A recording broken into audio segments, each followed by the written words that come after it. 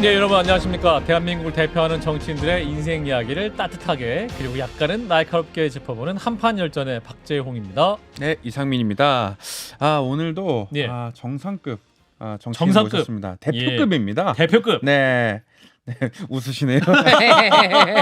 네. 대표라는 호칭이 아직 어색합니다. 그렇습니까? 벌써 목소리 들리고 있어요. 그렇습니다. 소개해 주세요. 네, 오늘의 게스트 우려스럽습니다. 검사 출신 아하. 정치인입니다. 예. 민주당에 있을 때 조금박해로 아이돌 이름 같네요. 조금박해로 유명했던 분입니다. 예. 당은 떠나도 소신을 굽히는 건 용납 절대 못하는 그런 분입니다. 그렇습니다. 요즘 창당 준비하시느라 정말 정신이 없는 예. 금태섭 새로운 선택 창준위원장 대표님 모셨습니다. 어서 오십시오. 안녕하십니까. 대표님. 예. 야 네. 어렵게 모셨습니다. 예, 좋은 자리 불러주셔서 감사합니다. 그동안 많이 바쁘셨죠? 예, 창당하느라고 아무래도 정신이 없었는데 예. 이제는 좀 마무리 단계에 접어들어서 좀 그렇군요. 차분하게 정리를 하고 또 내년 선거를 치르려고 준비도 하고 네. 그렇게 하고 있습니다. 예, 뭐 현안 관련해서 여쭤볼 게 너무 많은데 예. 또 우리 또 한판 열전 특성상 또 우리 대표님의 어린 시절부터 쭉 한번 일대기를 훑어보는 이게 약간 이제 잘 하시면 나중에 이제 대선 후보 하실 때 자연스럽게 쓸 수 있는 그런 그렇습니다. 자료가 되기 때문에 네. 자 그럼 오늘도 저희가 아주 그 풍부한 리서치를 통해서 우리 대표님에 대해서 알아보도록 하겠습니다. 자 금태섭 대표의 내 인생의 결정적 순간 첫 번째 순간부터 볼까요? 첫 번째입니다. 검찰을 떠들썩하게 하답니다. 네, 우리 검찰을 금 대표님께서는 예. 서울 출생이십니다. 서울. 그리고 아버님께서 판사를 아하. 하셨고요.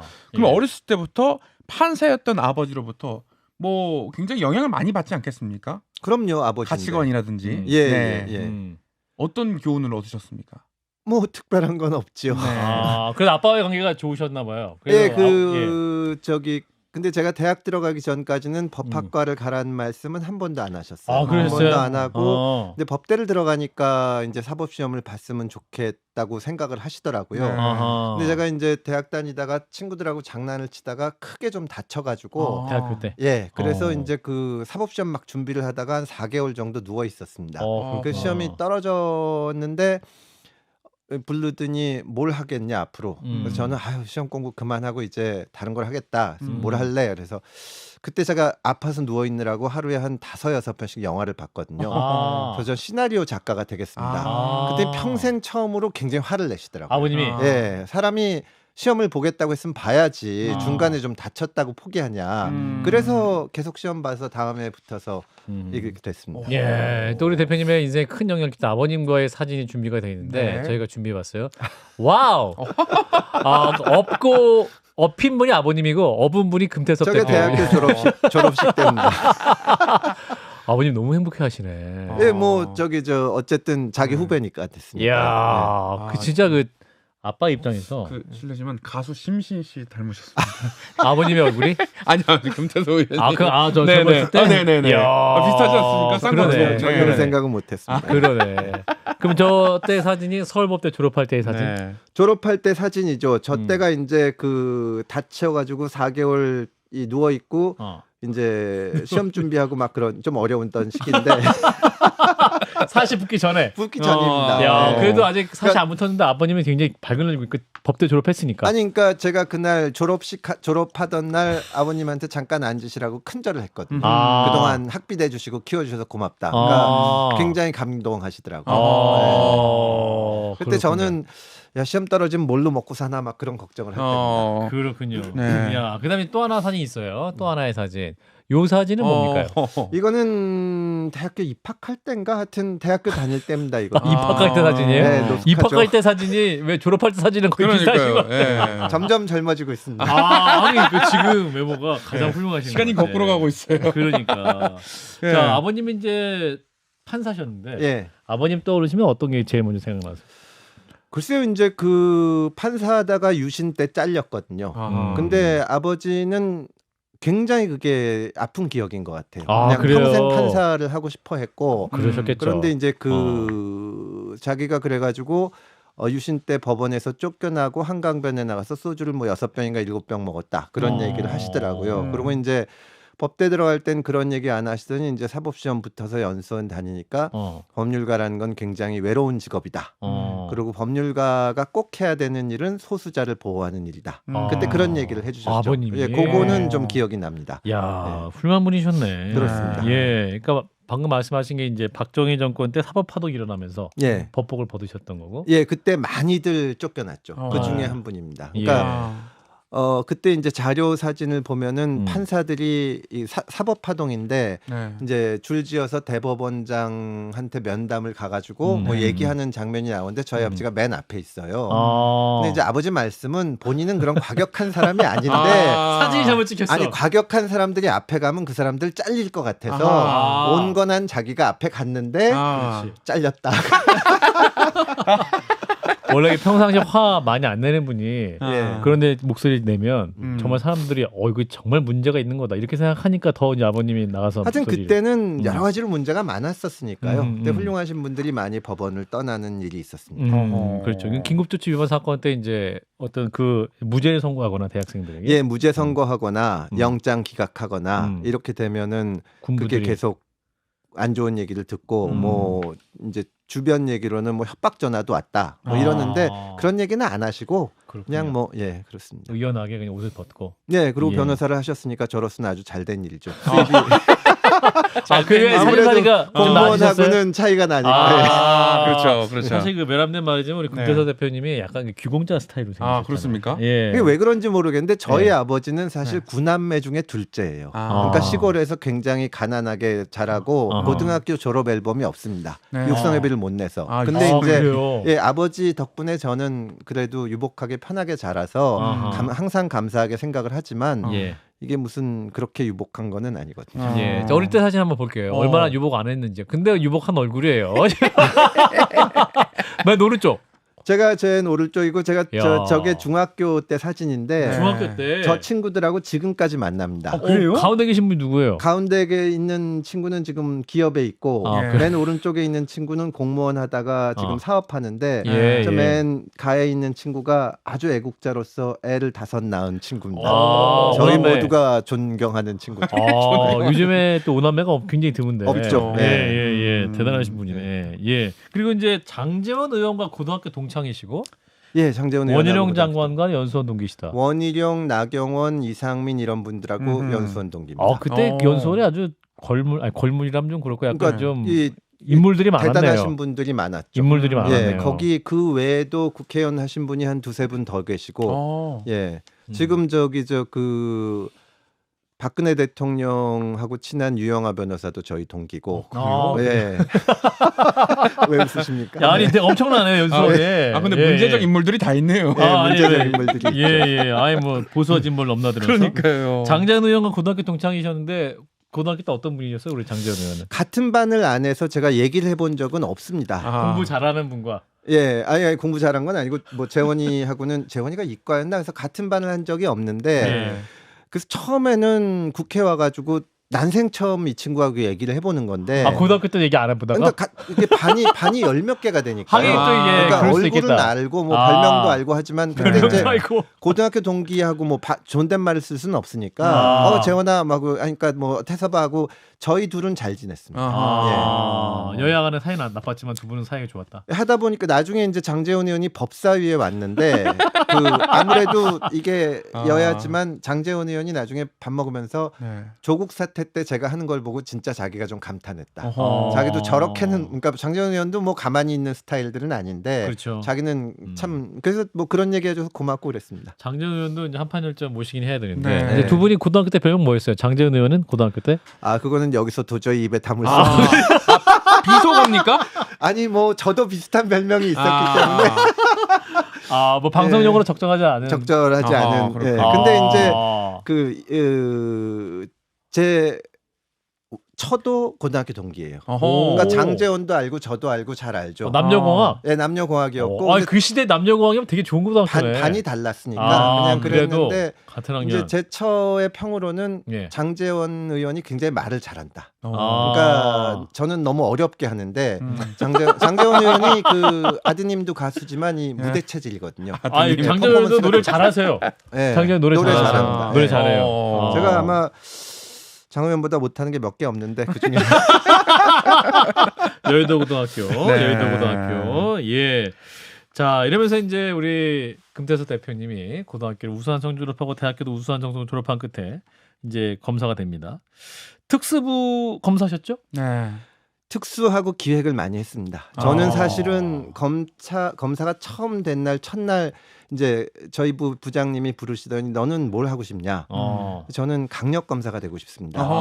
강력이라 그러면 검찰에서 되게 조폭이나 마약인데 네. 저는 살인 사건을 하고 싶습니다. 오, 저는 살인 진짜 사건. 그게 흥미를 느꼈거든요. 근데 이게 참 그런 게 그 살인 사건을 하려면 자기도 열심히 해야 되지만 사건 운이 있어야 됩니다. 그러니까 희대의 사건. 어렵고 그러고 와서 이 자기는 범인이 아니다. 나안 이래 죽였다. 이제 이 실력을 발휘를 서로 하게 밀당. 되는데 검사와 제가 진짜로 살인 사건이 하고 싶어서 살인 사건은 열심히 찾아다니고 저한테 배당도 해달라고 말씀도 드리고 했는데 예. 제가 했던 모든 사건에서 피의자가 제 얼굴을 보고 전부 자백하는 겁니다. 어. 그러니까 이게 무슨 뭐 어떻게 할 수가 없는 거예요. 그러다가 이제 여러 가지 기회에 가서 중수부 가서 특수 사건도 했고 그러다가 이제 저 주로 그때 한참 그때도 검찰 개혁 얘기가 많아서 형사사법 체계를 아주 획기적으로 바꿨는데 그때 그런 실무를 하고 있었습니다. 특수부 검사로서 예. 이 형사부 검사는 어떻게 평가하십니까? 왜냐하면 예. 김웅 의원이 저희 한판 열전에 나오셔가지고 이 특수부 검사는 정말 저 위에 있는 아주 큰 대어다. 김웅 우리는 의원이 질 수밖에 괜히 없다. 말을 그렇게 하는 거지. 본인도 대검에서 저 기획단 단장하고 근데 형사부 사건들이 가장 진짜 그 검사다운 기본적인 사건이고요. 정말 사람들의 애환을 다 볼 수가 있습니다. 그러니까 그때는 이제 벌금 뭐 무허가 음식점 했다고 해서 30만 원, 50만 원 하면 와서 깎아달라 그러기도 하고 이제 다들 그런 얘기 하다 보면은 옛날에 저희 부장님이 그때 이제 벌금을 그 시절에는 최소한으로 하면 3만 원을 했다는 겁니다. 근데 어떤 아주머니가 오셔가지고 남편 월급 봉투랑 이렇게 보여주면서 자기가 여기 이거 월세 쓰고 뭐 하고 하면은 딱 2만 원 남는데 2만 원을 좀 깎아주면 안 되냐.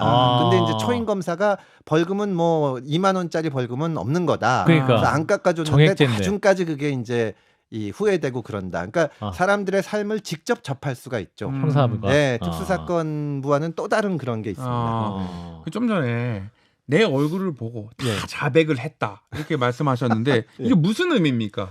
험상궂게 생긴 거 아니, 아니에요? 무섭게 얼마나 무섭게 했습니까? 그건 아니고 이제 증거관계가 확실해서 그런 거고요. 이제 특수사건은 주로 뇌물 사건 수사를 하는데 그거는 이제 지금은 야간 수사가 없어졌지만 밤을 새면서 이 질문도 하고 저 질문도 하고 뭐 이런 그러면서 재밌는 사건들도 많이 했는데 묘하게 살인 사건들은 전부 자백하는 사건들만 있어서 이제 그러면은 이제 왜 그런 일이 벌어졌는지 얘기는 하지만 사실 탐정처럼 무슨 수사를 하기는 어려운 거죠. 원래 의원님이 대표님이 원래 추리 소설을 좋아해서 탐정이 꿈이었다고. 예, 그리고 이제 그 검찰에 있는 유명한 살인 사건들 무죄난 거 이런 거 기록도 갖다 보고 나중에 그거 가지고 책 쓸 생각도 했고 했는데 저는 그러니까 이게 대체로 살인 사건은 90% 가량이 아는 사이에서 일어납니다. 원래 가까운 사람들끼리 감정이 안 좋아질 땐 굉장히 안 좋아지는 거니까요. 근데 유일하게 정말 이유 없는 살인 사건 하나 겪어봤고, 근데 그것도 거의 뭐 사건 나자마자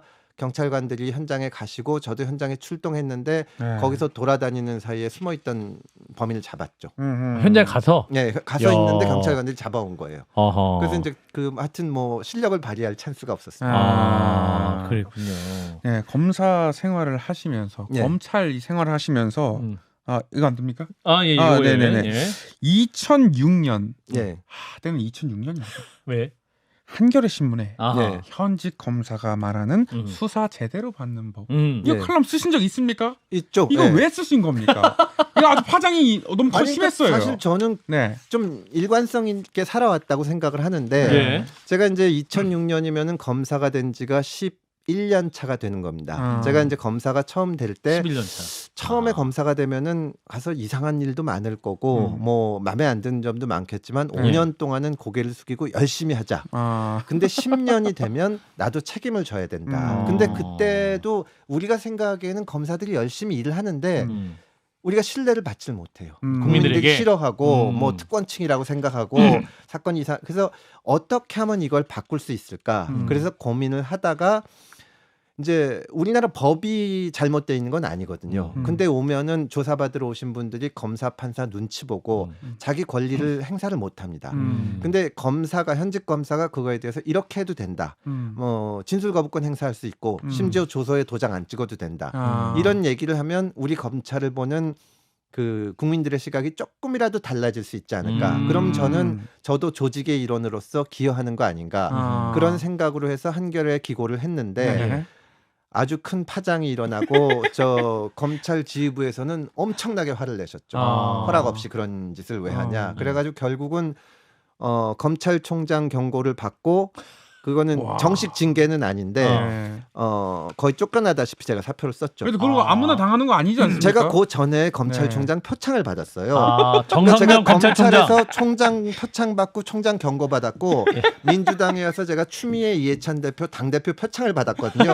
그 다음에 경고 받고 제가 이게 헌정사상 잘 없는 사람입니다. 이야, 극과 극으로 가셨네. 그래서 그 한겨레신문 연재를 원래 10회가 기획됐다가 10회가 기획됐었는데 제가 이제 그 1회를 쓰고 사실은 2회 분량을 한 번에 몰아서 나간 겁니다. 그리고 이제 그 검찰에서 못 쓰게 해서 아니 내가 뭐 쫓겨나는 한이 있어도 쓰겠다. 그런데 그때 이제 검찰 지휘부에서 네가 고집을 부리면 서울중앙지검장하고 같이 징계를 하겠다. 그래서 제가 그렇게는 좀 그래서 제가 물러섰죠. 그래도 그 사건이 또 대한민국의 우리 금태섭 대표를 날린 그런 사건이 됐고 그 이후에 이제 정치인의 길을 가게 됩니다. 자, 금태섭 대표의 내 인생 결정적 순간 두 번째로 넘어갑니다. 두 번째. 잘못된 만남입니다. 네. 정치인으로서의 시작점 하면은 안철수 의원을 빼놓을 수가 없지요. 2012년에 안철수 캠프에 합류를 하십니다. 왜 안철수였습니까? 아니 뭐 이게 잘못된 만남이라고 하는데요. 잘못된 만남이라고 생각을 안 하고 저는 안 의원한테 어느 면에서 고맙게 생각하는 점도 있습니다. 저는 사실은 방금 말씀드린 대로 그 한겨레 기고한 것 때문에 그때 이제 검찰 내에서 저를 비판하시는 분들은 저 자식이 저거 정치하려고 저런다. 그래서 진짜 나가서 선거 나가면은 정말 사람이 싸구려 같아 보이겠구나. 그래서 아예 정치 쪽은 쳐다보지도 않고 행복하게 살고 있었는데 순수성이 의심받을까봐. 네, 그렇죠. 방송도 하고 신문에 칼럼도 쓰고 있었는데 이제 안철수 그 당시 서울대학교 원장이 도와달라고 하면서 저는 도와주겠다고 가면서도 그냥 이제 사진 찍고 뭐 저도 안철수 뭐 지지합니다. 그때 워낙 인기가 좋았으니까요. 그럴 줄 알았는데 대선 캠프인데 가보니까 7명밖에 없는 겁니다. 그래서 이제 뭐라도 도와야겠다고 하다 보니까 또 제가 이걸 잘하는 거예요. 제가 잘하는 게 많은데 일도 잘해. 일도 잘해. 자기 사람. 근데 사실은 팩트. 이제 팩트야. 농담이고 정치를 하고 싶어하는 분들은 되게 국회의원 하고 싶어하시잖아요. 그러면 이제 지역에 가서 지역구를 돌아다니시거나 그렇죠. 아니면 이제 중앙당에 와서 공천을 받으려고 하는데 저는 대선 캠프 상황실장으로 시작을 한 겁니다. 그리고 정말 제3세력 그 캠프가 만들어지는 과정서부터 이걸 다 본 거죠. 그러니까 생로병사. 저로서는 큰 경험을 한 겁니다. 그 과정에서 안 의원하고 물론 의견이 안 맞은 것도 많고 뭐 생각이 다른 점도 지금 생각하면 많지만 어쨌든 그분으로서는 그 시절에 또 자기 역할을 한 거라고 생각하고 고마운 마음도 있습니다. 잘못된 만남 아니고 고마운 만남이었다. 좀 좋은 것도 있었다라는 것이고. 자, 그러면서 이제 또 이제 민주당에 이제 우리 의원님이 가시는데 그 가기 전에 우리 안철수 대표 얘기를 살짝 한번 들어보겠습니다. 안녕하십니까, 안철수입니다. 정말 오랜만에 뵙는데 제가 미국 갈 때마다 다들 막 욕을 합니다. 뭐라고 하고요. 이준석 지도부 해체될 때도 미국으로 휴가 갔다고 많이들 욕하셨습니다. 저는 뭐 딸바보 아닙니까? 정말 실망입니다. 그리고 금태섭 의원님 왜 지금은 제 곁에 안 있는 겁니까? 억울합니다. 좀 도와주십시오. 복국 같이 먹어요.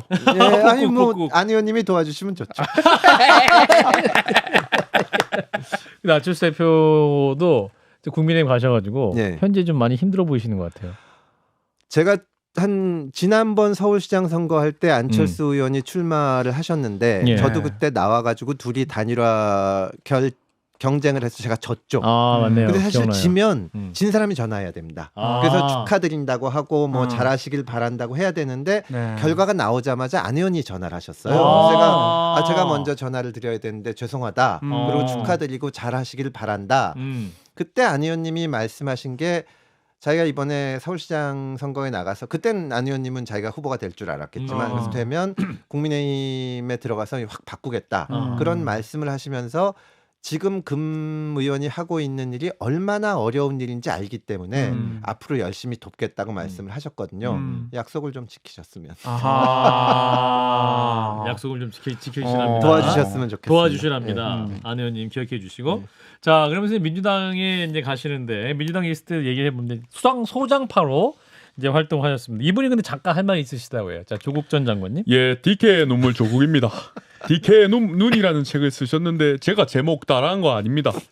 제가 지도 교수였고 집에도 놀러 갔을 정도로 지냈는데 왜 저를 비판하셨습니까? 제가 박사학위에 앉아서 그렇습니까? 답변 부탁드립니다. 예. 제가 박사과정을 다니긴 했지만 워낙 그 뭐 검사하고 변호사들하고 바빠서 논문은 아예 시험 자체를 자격 시험도 보질 않았고요. 사실은 조국 장관님이 어쨌든 제 지도 교수인데 초등학교 다닐 때부터 중학교, 고등학교, 대학교 뭐 박사과정에 이르기까지 이제 저를 가르친 선생님들이 항상 하시는 말씀이 공과 사는 다른 거다.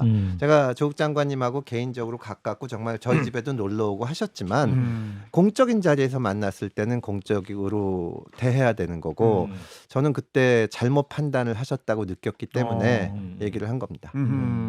당시에 이제 이른바 조국 사태 시절에 예. 이제 민주당 안에서 이제 쓴소리를 역할을 감당하셨잖아요. 예. 어떠셨어요? 힘들지 않으셨어요? 아니 근데 제가 아까 말씀드렸듯이 그 한겨레 기고했을 때 그땐 공무원이고 검사니까 정말 스트레스를 많이 받았거든요. 아하. 근데 그때 대검찰청에서 지휘부에서 저한테 요구한 게 반성문을 쓰라는 거였습니다. 반성문. 네, 그래서 제가 뭐 심할서 비슷한 거네. 뭐 그러니까. 쓰죠. 그리고 이제 저는 그런 의도가 아니었는데 이걸로 마음 상한 분이 있으면 머리 숙여 사과드리겠습니다. 써서 이제 그 내부 통신망에 올리기 전에 대검에 보냈더니 대검에서 그거를 A4 용지 한 2장 정도를 늘려왔어요. 근데 첫 번째 그 저 문장이 제가 경험이 없고 어리석어서 큰 잘못을 저질렀습니다. 막 이렇게 쓰는 거예요. 빨간 펜 첨삭이 있었구나. 네, 그런데 이제 그때 저 때문에 우리 부장님이 엄청 고생을 했는데 이걸 올려라. 그래서 저 때문에 고생한 부장님을 봐서라도 이거 올릴까 하다가 이 반성문을 제 생각과 다른 거를 올리면 평생 후회하겠다고 싶더라고요. 그래서 제가 정말로 부장님한테 미안한데 이건 못 올리겠습니다. 그러니까 부장님이 그래 그럼 네 뜻대로 해라. 제가 그게 평생 제일 잘한 결정 중에 하나라고 생각합니다. 반성문 안 쓴 거. 조국 사태 때는 정말로 저희 모두가 괴로웠죠. 전 또 개인적으로 또 민주당 의원 중에 제가 누구라고는 얘기 안 하겠지만 자기는 조국 장관하고 사적으로 특수한 관계라서 못하겠다. 근데 내가 지도 교수인데 나 이상 어떻게 특수관계냐. 근데 그럼에도 불구하고 그때 민주당에서 이런 얘기를 하는 사람이 있어야 된다고 생각을 해서 고민 끝에 정말로 해야겠다고 생각한 말을 한마디도 안 빼고 하루 종일 다 했고 저는 아주 잘한 일이라고 생각합니다. 그래요. 지금도 결코 후회하지 않고. 네, 결코 후회하지 않습니다. 자, 이제 이런 가운데 이제 조국 전 장관은 어떤 비법률적으로 이제 명예회복의 길에 대한 생각을 하고 있는 것 같고 그래서 비례신당설도 있습니다. 이런 부분은 어떻게 보십니까? 이 비례신당이라는 것이 지금 현행 선거법을 민주당이 단독으로 통과하면서 만드는 건데 아마 조국 장관님도 아실 겁니다. 이런 식의 비례정당이라는 것이 얼마나 우리 헌법 질서에 반하는 것인가. 그러니까 당을 만들어 놓고 그냥 비례 후보 한두 명 해서 거기 끼어 넣는 거거든요. 이제 위성정당 같은 경우는 심지어는 당선될 때는 뭐 더불어시민당 이름으로 당선됐다가 활동은 뭐 기본소득당으로 하는 이런 정말로 말도 안 되는 일이 벌어지는데 저는 뭐 정치하고 선거에 출마하시는 거는 본인이 결정하실 문제지만 그런 식으로 해서는 안 되지 않나. 그리고 문재인 대통령은 민주당 대통령입니다. 많은 전직 대통령들이 막판에 탈당을 했는데 지금도 아마 민주당원이실 겁니다. 그렇다면 거기서 장관 지내고 민정수석을 지내셨으면 당당하게 민주당에 들어가서 국회의원 선거에 출마를 해야지 왜 다른 생각을 하느냐. 저는 그게 납득이 안 갑니다. 그렇군요. 자, 이쯤에서 이제 문재인 전 대통령도 소환을 해야 될 것 같은데. 예, 안녕하십니까.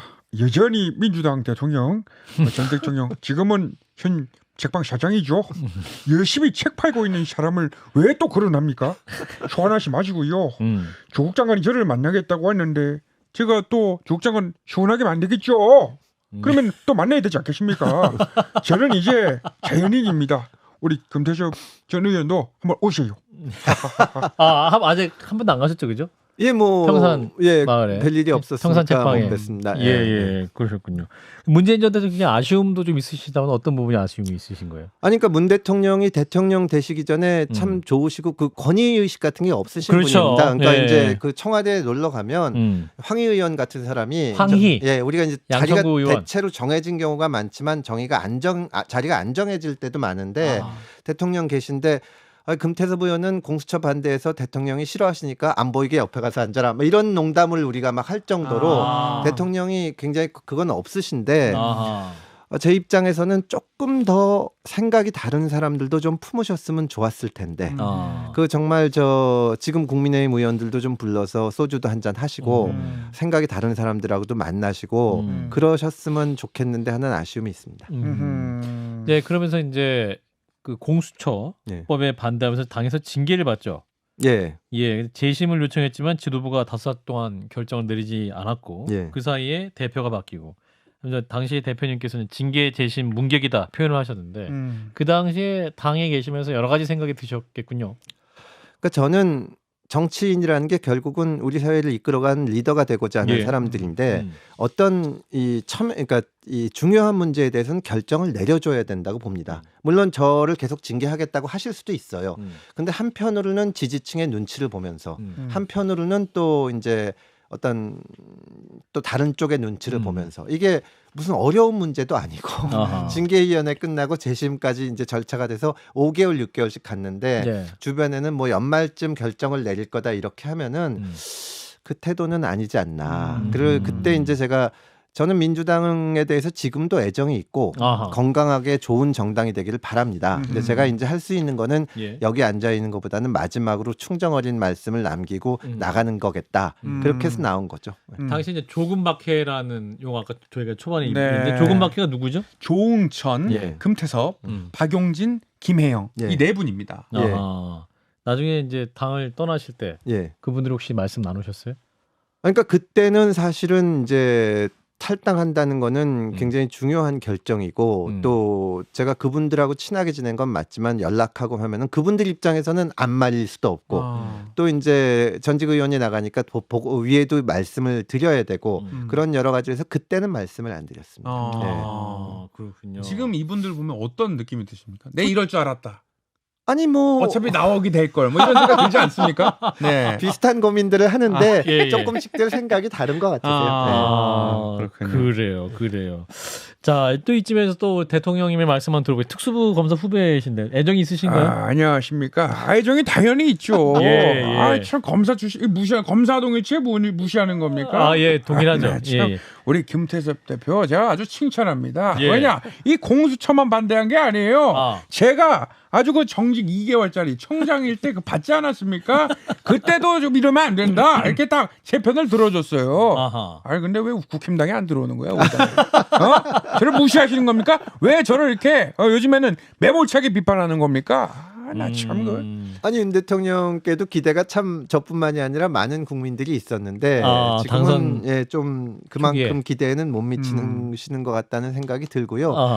제가 어떻게 보면은 윤 대통령하고 검찰에서 같이 근무는 안 했는데 문재인 정부에서 검찰총장이 되셨죠. 그때 청문회에서 가장 세게 반대한 거는 장제원 의원이었고 민주당 의원들은 그냥 찬양 일색이었고 민주당 그때 법사위원들이 나중에 임명 촉구 기자회견도 했습니다. 근데 저만 반대는 아니지만 그 여러 가지 지적을 했죠. 그런데도 저하고는 좋은 관계였고요. 뭐 지금도 잘하시기를 바랍니다. 어느 순간 근데 입장이 바뀌지 않았습니까? 어떤 입장? 그 장제원 의원의 어떤 지금 이제 임명관? 그때 느낌 어떠셨어요? 내가 알던 분이 아닌데 이런 생각도 드셨을 저는 것 같아요. 정치인으로서 가장 중요한 게 일관성이라고 생각을 하는데요. 저는 지금껏 검사 생활할 때부터 지금까지 쭉 일관성을 지켜왔다고 생각을 합니다. 근데 뭐 다른 사람들에 대해서는 예, 길게 본인 얘기하면서 네. 간접적으로 비판을 해주셨어요. 그러니까요. 예, 일관성 얘기를 해주셨어요. 예. 예.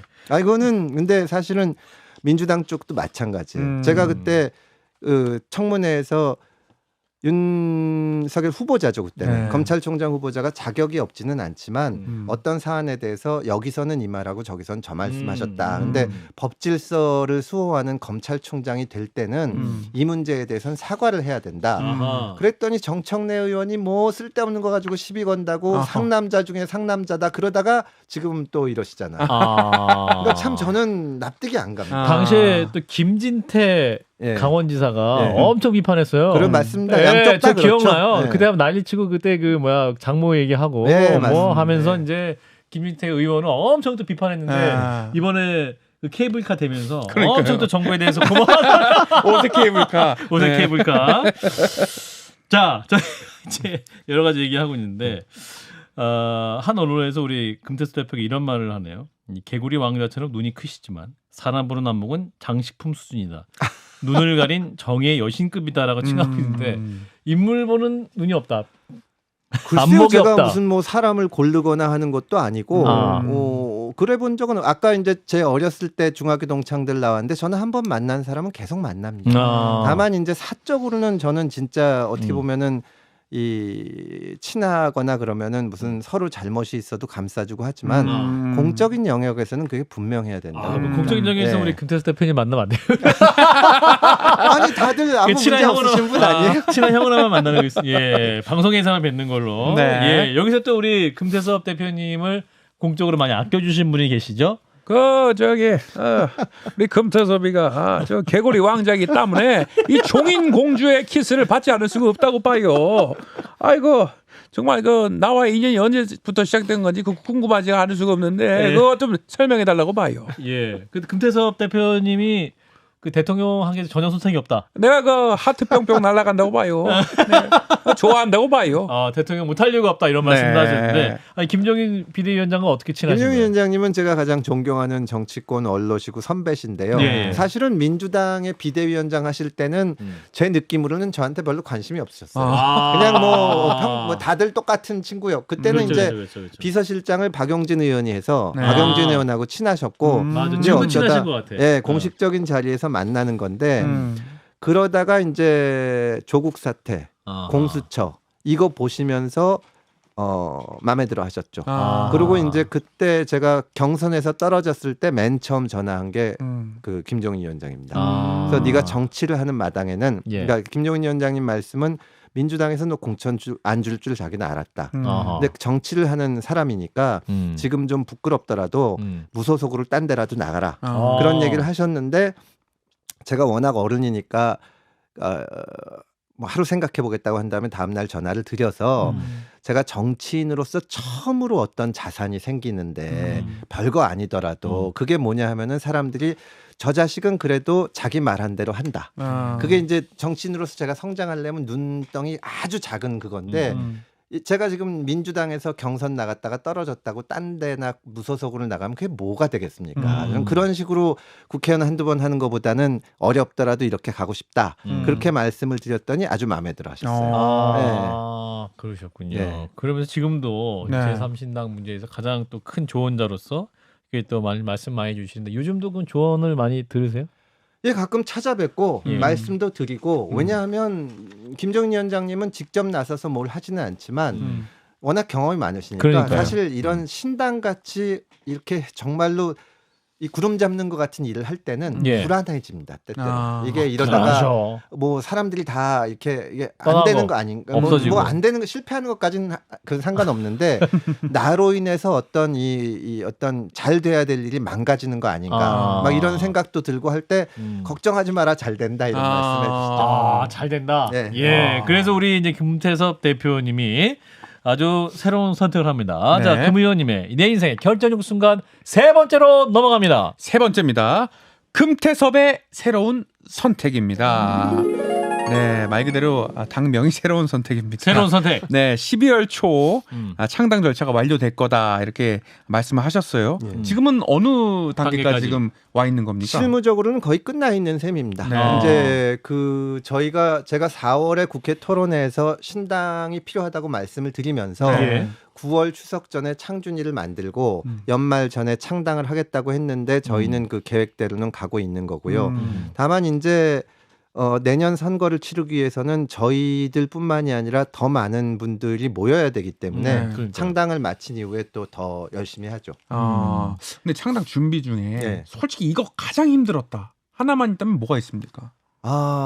이게 항상 신당이라는 데는 네. 저희가 이제 제시할 수 있는 조건이 별게 없잖아요. 그러니까 민주당이나 국민의힘에서 네. 여기 공천 줄게 그러면 기득권 뭐 이런 게 얼마나 없으니까. 그게 있겠습니까? 근데 네. 여기 오시는 분들한테는 사실 희생하라고 얘기하는 거예요. 풍찬노수. 네, 그러니까 그게 참 죄송스럽고 아하. 그래서 이제 몇 달간 같이 일한 분들에 대해서 정말로 고맙고 또 죄송한 마음이 항상 있죠. 그게 참 힘듭니다. 그렇군요. 이제 네. 거의 이제 준비가 마무리됐다. 물리적으로는 네. 말씀하셨는데 이 인터뷰할 때마다 이제 대표님께 질문 드리는 것은 이준석 전 대표와 같이 할 것이냐. 많은 분들이 관심을 갖고 있고 이제 김종인 전 위원장이 또 대표님과 이준석 전 대표를 같이 만나게 해주시고 하면서 이제 함께할 가능성이 높은 거 아니냐. 뭐 이렇게 이제 많이 예상했었습니다만 뭐랄까요 시간 지나면서 같이 하시는 거 맞나? 뭐 이런 생각도 많이 들고 지금 현재 단계는 어때요? 저는 이 문제에 대해서는 답이 나와 있다고 봅니다. 그러니까 이게 민주당, 국민의힘 우리가 많이 비판하고 하지만 여기가 대학교라면 저희는 이제 초등학교거든요. 그러니까 정말 이 새로운 세력이라는 것은 정말 약하고 힘듭니다. 그리고 저희가 이제 민주당과 국민의힘을 비판하는 지점이 정말 시민들의 삶에 영향을 끼치는 문제에는 신경도 안 쓰고 자기들끼리 그냥 편갈라서 싸우기만 한다. 근데 새롭게 한다는 사람들끼리 싸우고 같이 못하면 그냥 아무것도 안 되는 거죠. 그러니까 이게 어떻게 보면 유권자들이 정말 갈증을 느끼는 게 생각이 진짜 다르고 성격도 다른 놈들이 꾹 참고 양보하면서 같이 하는 모습을 보여주는 게 저는 정말 중요하지 않나 그 생각이 들고요. 다만 판단은 이제 거기 같이 하는 사람들의 몫이니까 이준석 전 대표를 비롯해서 또 여러 정치권에 있는 분들이 얼마나 이거를 잘 만들어서 하나로 모아낼 수 있는지 그게 저희한테 놓인 과제라고 생각합니다. 금태섭, 이준석 두 대표가 함께할 가능성은 그럼 하루에 몇 %씩 높아지고 있습니까? 그렇게 생각은 안 하고요. 근데 자주까지는 아니지만 가끔 얘기를 합니다. 근데 가끔. 저는 이준석 대표하고 저하고 진짜로 생각이 많이 다른 게 있죠. 그동안 해온 말씀만 보더라도 페미니즘. 뭐 여러 가지로 뭐 할 건 뭐 구체적인 거 들어가지 않아도 성격도 다른 게 많고. 근데 이제 이준석 대표하고 제가 이렇게 얘기를 해보면 대화가 되는다. 그러니까 이제 자기 생각 고집하고 저도 제 생각 고집하지만 어쨌든 말로 하지. 이래야 선거에 유리하다 꼭 그런 것만은 아니고 또 절대로 이 친구라서 죄송합니다. 이 전 대표는 어느 순간이더라도 이게 대통령의 뜻입니다. 이런 소리는 안 할 사람이다. 그렇죠. 저도 그거는 안 할 사람이고 그렇죠. 그 점에서 그러니까 제가 정말로 민주당에 가장 실망한 순간이 지금 공수처가 정말 엉망 아닙니까? 저거 제가 예견한 그대로거든요. 수사 못하고 저렇게 될 거다. 저렇게 되든지 아니면 검찰 출신이 다 몰려가서 사찰기관이 될 거다라고 얘기하면은 사실 제가 이 문제에선 정말 전문가기 때문에 나중에 말이 막히면 이제 청와대 계신 분들이나 민주당 의원들이 대통령의 뜻이다 이렇게 얘기를 하는 거예요. 아니 이게 무슨 박근혜 시절도 아니고 이게 말이 되는 건가? 저는 진짜 중요한 거는 생각이 다른 사람들이 같이 할 수 있는 게 좋은 정치고 그거는 토론과 대화가 된다는 전제가 돼야 됩니다. 어떤 문제에 대해서도 얘기를 할 수 있어야 되고 금기가 없어야 되고 그런 점에서는 저는 가능성이 있다고 봅니다. 그래서 이제 이준석 전 대표 얘기가 나왔는데 이제 지난 주말에 그러니까 어제까지도 그 인류한 혁신위원장이 이준석 전 대표에 대해서 했던 말, 준석이 이러면서 이제 버르장머리 뭐 이런 얘기를 하고 부모 교육 이야기를 하면서 그 실언을 사과를 했죠. 이제 사과를 했는데 또 이제 이준석 전 대표가 그 사과에 대해서 또 쿨하게 또 받아주지 않고 뭐 그동안 수고하셨다. 이 정도로 마무리를 하고 무슨 말인지 모르겠다. 뭐 이렇게 이제 SNS에 또 이제 답변을 했기 때문에 그 부분에서 이제 오늘 방송 출연했던 이용호 의원은 그게 좀 이준석 대표의 2% 부족한 부분이 아니냐.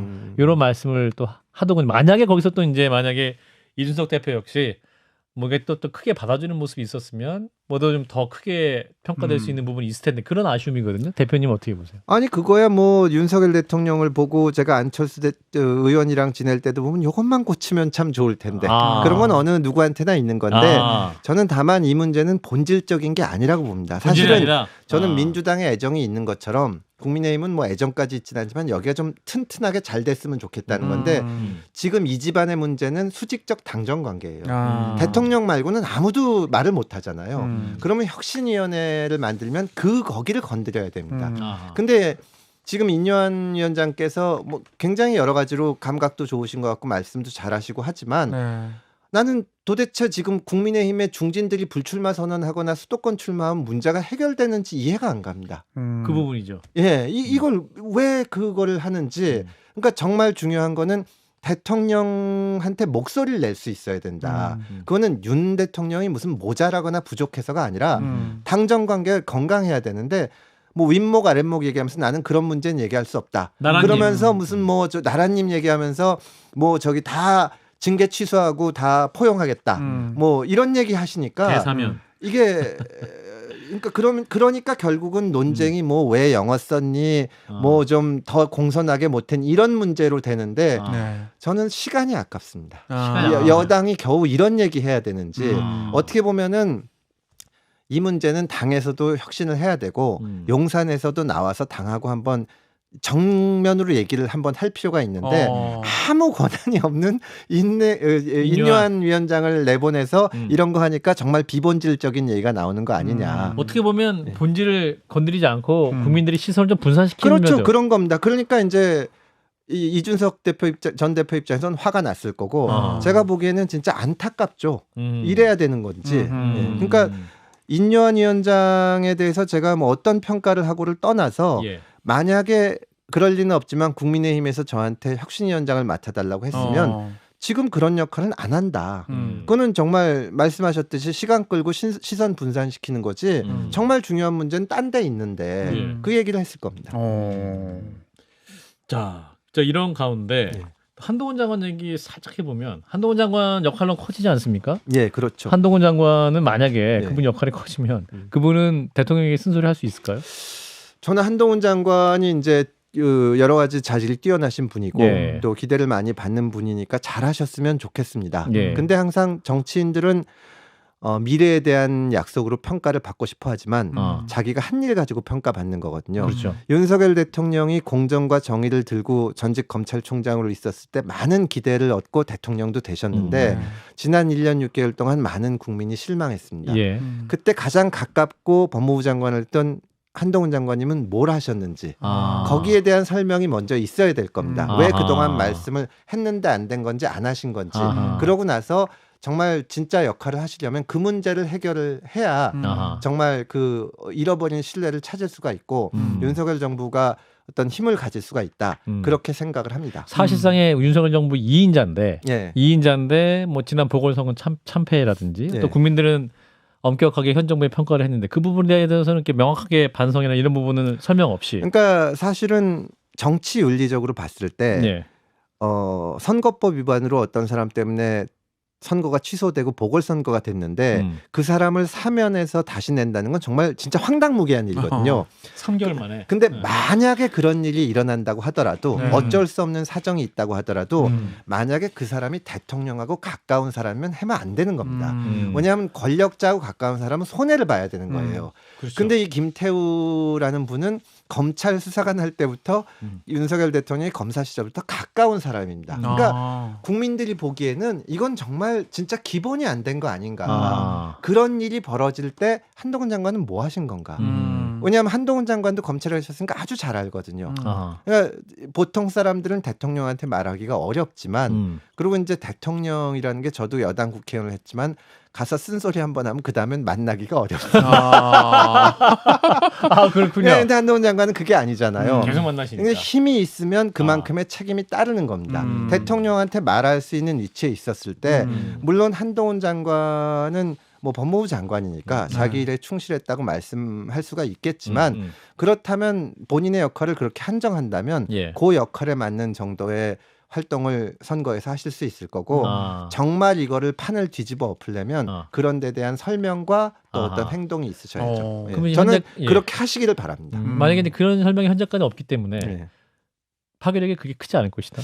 그건 알 수는 없습니다. 알 수는 없고 이제 국민들이 워낙 지금 기존 정치인한테 실망을 하기 때문에 이제 여러 가지 기대를 하는 할 수는 있는데 글쎄요. 제가 보기에는 지금 선거 전망이 특히 수도권에서는 국민의힘은 아주 암울한데 이 한 사람의 어떤 스타만 가지고 그걸 뒤집을 수 있을지는 좀 의문입니다. 한 사람의 스타로는 부족할 것이다.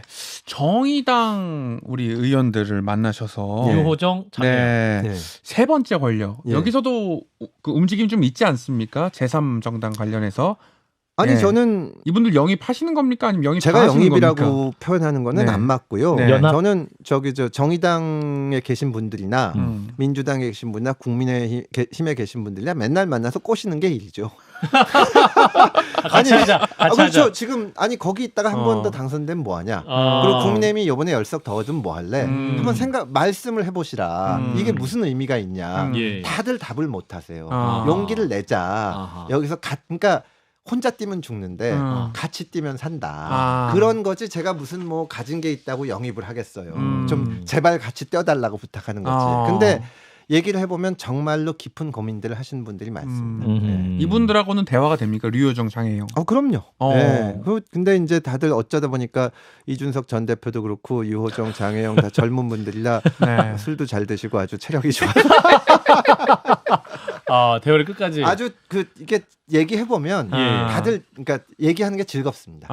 정말로 이 좀 뭐랄까, 제가 김종인 위원장님을 존경하고 좋아하는 게 김종인 위원장님이 저하고 그렇게 잘해주시고 가깝지만 한 번도 저한테 어떤 사적인 어떤 걸 얘기를 하신 적이 없어요. 그러니까 금의원도 이렇게 하면은 다음에 재선되고 장관도 할 수 있고 이런 얘기 안 하십니다. 개인 컨설팅 없어요? 그냥 공적인 얘기만 해요. 이게 우리 정치가 근데 그게 재밌는데 이 정의당에 방금 말씀하신 의원님들이나 뭐 이준석 대표나 얘기할 때도 다 그렇게 얘기를 합니다. 이게 정치가 이 모양이 돼서는 안 되지 않냐. 근데 그런 얘기를 재밌게 할 수 있으니까 저로서는 같이 하기를 바라는 거죠. 그렇군요. 자, 이런 가운데 이제 민주당에서 이탄희 의원 판사 출신인데 연동형 비례제 사수위 한다면서 험지 출마하겠다. 이제 용인 떠나겠다. 이런 말씀하시고 당에 어디로 가라면 간다. 일단 선거법 바꿔야 된다. 이런 주장하고 있는데 의원님 그래도 이탄희 의원에 대한 평가는 어떠신지 좀 궁금합니다. 아니 이탄희 의원에 대해서 기대가 많았죠. 근데 지금 많았습니까? 많았었죠. 근데 여러 가지로 실망을 많이 한 게 실망하셨어요? 네, 굉장히 많이 실망한 게 이탄희 의원에게 이게 정치인이 되면 이 탄핵이라는 것이 어떤 영향을 가지는지를 봐야 됩니다. 탄핵은 정치가 정치적으로 문제를 못 풀었을 때 최후의 수단이거든요. 극단적인 선택이다. 그러니까 저는 사실은 박근혜 대통령 탄핵 소추안을 제가 제 손으로 썼지만 마지막까지 자진 사퇴하시기를 바랐어요. 정치적으로 그래야 서로 상처가 없고 사실 사형이죠. 네, 박근혜 대통령 사형이죠. 입장에서도 국민의 뜻이 그렇다면 내가 물러나겠다. 근데 민주당은 지금 안 될 게 뻔한 탄핵도 계속 하고 있는 겁니다. 너무 남발입니까? 남발이고 이게 그러면은 결국은 국민들을 계속 갈라놓게 되는 거거든요. 그러니까 법적인 문제도 정치인이라면 정치적으로 풀어야 되는데 그리고 지금 위성정당 저거 말씀하시는 거는 결국은 더불어시민당 하지 말고 열린민주당 하자는 거거든요. 그게 정말 맞는 말인지 그러니까 위성정당이 아니라 자매정당도 안 된다. 그렇게 할 수 있는 방법이 있어요. 민주당이 정상적으로 비례 후보를 내면 됩니다. 근데 지금 이탄희 의원이 내는 법안은 이제 비례대표 후보를 내는 비례위성정당이라는 정당들이 나중에 본당하고 합당을 하면은 지원을 안 해주는 그런 법안이에요. 그러니까 합당 안 하면 되죠. 그러니까 김의겸 최강욱 이런 의원들이 열린민주당 계시다가 민주당하고 합당을 했는데 그분들이 계속 지금도 열린민주당 달고 있다고 뭐가 다르겠어요. 그냥 자매정당 같은 의견. 그거 하겠다는 겁니다. 그래서 그걸 해가지고 200석을 만들어서 대통령이 법률안 거부권을 행사하지 못하게 하자. 이게 내용이거든요. 정말 우리 정치가 그걸 못해서 지금 저 모양인가. 그러니까 민주당이 지금 방송법, 노란봉투법 하는 것을 보면 그냥 상식이 있는 보통 사람들은 아니 왜 자기들이 정권 잡았을 때 안 하고 지금 하냐. 이 질문에 대한 대답을 전혀 안 하면서 윤 대통령이 거부권 행사하는 게 나쁜 거다. 그러니까 우리가 200석 되면 거부권 행사 못하게 할 수 있다. 이 얘기를 하시는 거거든요. 그러면 저는 국민의힘의 편은 아니지만 네. 국민의힘에 가서 그 얘기를 이거 그래도 방송법 좋은 거니까 해야 됩니다라고 얘기를 하면은 국민의힘에 계신 분들이 저한테 뭐라고 얘기하냐면 다 맞는데 그럼 민주당 때 하지 그랬어요. 그렇게 얘기하는데 제가 할 말이 없는 겁니다. 그렇게 좋으면. 예. 그 답을 안 하면서 전혀 엉뚱한 얘기를 하는 거니까 이거는 그러니까 이건 마치 인요한 위원장이 본질적인 문제는 안 건드리고 뭐 영어를 쓴 게 맞니 틀렸니 그런 얘기하는 것 같은 거죠. 그러니까 저는 이탄희 의원처럼 많은 좀 역할을 해주고 우리 정치를 성장시켰으면 하는 기대를 받던 분이 겨우 이거 하고 있나. 자매정당 만들어서 뭐 200석 만들자 그러면서 아주 뭐 험지 나가시겠다고 하는데 뭐 요새 험지 나가겠다는 사람이 이렇게 많은지 좀 실망스럽습니다. 그렇군요. 아, 우리 금태섭 대표님 말씀드리니까 그냥 시간이 확 그러니까요. 갔어요. 그래서 예. 지금 게시판에 올소 아, 이거 당원입니까? 예, 약간 사람 푸신 건 아니죠? 예. 뭐 아주 대표님의 말이 네. 다 공감한다 이런 말씀 많이 주시고 하고 계세요. 예, 자 우리 금태섭 대표님과 함께하는 한판 열전 거의 이제 끝을 향해 가고 있습니다. 네. 자 이제 한판 승부 열전에 피해갈 수 없는 순서입니다. 예, 구독과 좋아요를 요청해 주시면 되는데요. 저 카메라를 딱 보시고 여기 있습니다. 여기. 예, 보시고 박정희 한판 승부 구독과 좋아요 해주세요. 이렇게 하시면 예, 되게 또 바로 요청하면 또 바로 1000명이 늘어나는 의원들이 계시고 우리 금태섭 대표님도 작은 부담 안고 자 액션. 박재홍의 한판 승부 금태섭 TV 못지않게 좋은 프로그램입니다. 구독과 좋아요 꼭 부탁드립니다. 와 감사합니다. 금태섭 TV, 금태섭 TV도 좀 많이 보세요. 최근에 그 새로운 선택도 유튜브 하고 있지 않습니까? 그러니까 그게 팟캐스트. 이제 새로 계정을 만들기가 어려워서 제가 의원 시절에 하던 금태섭 TV를 하고 있는데 그때 제가 그 의원 4년 동안 보좌진들이 다 4년 같이 있었거든요. 근데 참 좋은 실력이 있으신 분이 있어서 만들었는데 저희가 다시 시작을 하니까 많은 구독과 좋아요 부탁드립니다. 상부상조하고 있습니다. 금태섭 TV 우리 청자 여러분도 한번 가셔서 또 우리 대표님 어떤 말씀하시는지 함께 들어주시면 좋겠습니다. 자 한판 열전 마지막 질문. 내 인생 한 줄 요약. 제가 제일 좋아하는 말은 내일 무슨 일이 생길지 모른다. 내일. 네, 그게 항상 내일 무슨 일이 생길지 모른다. 네, 그 기대를 가지고 살고 있는데 네. 보통은 안 좋은 일이 생길 때가 훨씬 많지만 가끔은 전혀 기대하지 않았던 좋은 일이 생길 때도 있고 그거를 기대하면서 열심히 하고 있는 겁니다. 지금 신당도 마찬가지고 저는 올바른 방향, 많은 사람들이 이걸 해야 된다고 얘기하는 방향으로 꾸준히 하다 보면 반드시 좋은 일이 생긴다고 생각합니다. 내일 무슨 일이 생길지가 모른다가 제 어떤 좌우명 같은 겁니다. 내일 무슨 일이 생길지 왜 모른다. 오늘이 아니고 내일. 하루는 기다려야죠. 하루는 기다린다. 미래지향적입니다. 네. 아니 이제 우리 금태섭 의원님 대표님을 한판 승부에서 이제 처음에 그 새로운 선택 시작하실 때 모셔서 말씀을 들었었을 때는 풍찬 노숙 10년을 할 수 있다 이런 말씀하셨었거든요. 그래서 괜찮으실까 막 이런 걱정 들었는데 오늘 말씀 나눠보니까 그때보다 더 의지 강해지신 것 같아요. 예, 뭐 이제는 같이 하는 분들이 많이 생겼고 또 그분들하고 이제 어떻게 보면 익숙해져서 운명을 같이 해야 되겠다는 생각이 드니까요. 그리고 이제 또 그 외에 계신 분들하고도 여러 가지 얘기를 나누고 그러다 보니까 이게 결국은 맞는 길이다. 그 생각이 점점 더 강해지는 거죠. 네, 그러니까 이게 뭐 제가 잘 되겠다 이거를 떠나서 제가 안 되면 뭐 뒤에 오는 사람이라도 하겠지만 어쨌든 이 길이 가야 되는 길이다. 그 생각이 생기면 뭐 좋습니다. 그렇군요. 자, 윤석 대표와는 함께할 수밖에 없다. 아니 그거는 이준석 대표가 마지막까지 하는 얘기는 자주 합니다. 얘기는 자주 하고 계신다. 자 라하님 관심 갖고 지켜보겠습니다. 응원합니다. 박경선님은 금태섭 TV 응원합니다. 누꼬님은 합리적 신당 파이팅입니다 하시면서 우리 금태섭 대표님 응원해 주셨습니다. 힘내시고요. 자 232 크리에이터 어떠셨어요 오늘? 금태섭 대표님 사실 노잼으로 유명한 정치인이다. 아니요 했는데 그게 헛된 망상이었다. 망상이었다. 네. 꿀잼입니다. 핵꿀잼입니다. 재밌었어요. 사실 우리 금태섭 대표님이 책도 많이 읽으셔서 문화적 얘기도 하면 되게 깊이 있는 얘기 많이 할 수 있다고 들었는데 정책에만 노래 했어요. 빼곤 다 잘합니다. 나중에 또 그런 얘기하면 좋겠습니다.